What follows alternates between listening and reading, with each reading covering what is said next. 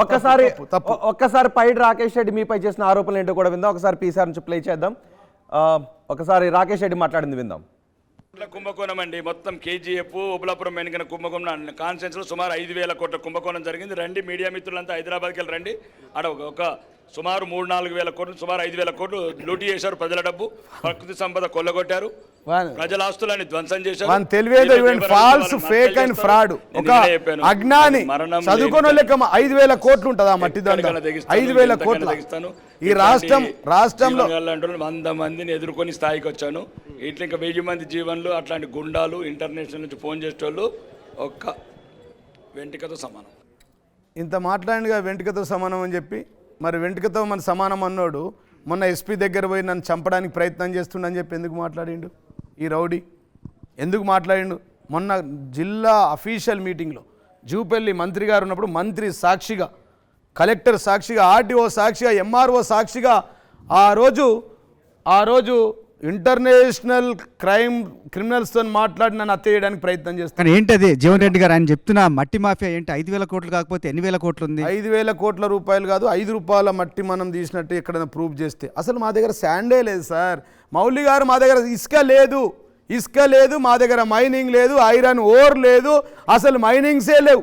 ఈ రాష్ట్రం మొత్తం కలిసి మట్టంతో 5,000 కోట్లు రాదండి. వాడు అజ్ఞాని అండి. వాడు 8వ తరగతి చదువుకున్నాడు సార్. వాడు ఒక స్మగ్లర్, ఒక సైకో, ఒక డ్రగ్గిస్ట్, ఒక కొకైన్ అడిక్ట్ అయిన వ్యక్తి. వాడు అబ్నార్మల్గా మాట్లాడు.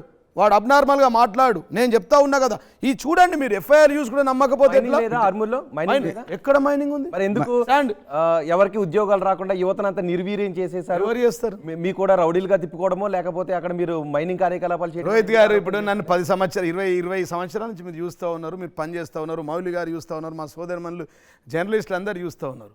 అసలు ఉద్యోగాలకు మైనింగ్కి ఏం సంబంధం అండి? అసలు మైనింగ్కి 5,000 కోట్లకి ఏం సంబంధం అండి? ఈ రాష్ట్రంలో ఉన్న అన్ని క్రషర్లన్నీ బంద్ చేపియండి, మట్టి తవ్వడాలన్నీ బంద్ చేపియండి, రోడ్లు వేయడాలని బంద్ చేపియండి. ఇలా కాంట్రాక్ట్ అని పిలిచి డాగులు వేస్తూ ఉన్నాడు కదా. మీరు ఒక్కొక్క ఇల్లు కట్టియాలంటున్నాడు కదా, మీరు ఇన్ని పైసలు ఇవ్వాలంటున్నాడు కదా. వాడు మైనింగ్ మాఫియా దగ్గరకు డబ్బులు అడుగుతూ ఉన్నాడు. ఎక్కడ ఏ మైనింగ్ మాఫియా? ఎక్కడండి? మొన్న ఎక్కడికో వెళ్ళాడు కదా, ఊర్లో జరుగుతుంది. ఇప్పుడు నిజాంబాద్ టు ఆర్మూర్ 4,000 అయినా ఇవ్వాలి, మట్టి వేయాలి. ఎవడెత్తాడండి? ఎక్కడి నుంచి తీసుకురావాలి? పాకిస్తాన్ నుంచి తీసుకురావాలా? మట్టి ఎక్కడి నుంచి తీసుకురావాలి? 150 కోట్ల రూపాయల రోడ్లు వేయించినాం మేము. ఒకటే రోడ్డు 150 కోట్ల రూపాయలు నిజామాబాద్ టు ఆర్మూర్ రోడ్ వేసాం. తర్వాత ఒక 500 నుంచి 1000 కోట్ల రోడ్లు మా నియోజకవర్గం నుంచి బయట, అటుపక్క బాల్కొండలో, ఇటుపక్క నిజామాబాద్లో రోడ్లు వేసారు. ఆ రోడ్లకు మట్టి ఎక్కడి నుంచి వస్తుంది? ఆ మట్టి తీసి ఆ మట్టి మాఫియా అంటే ఏం మట్టి మాఫియా?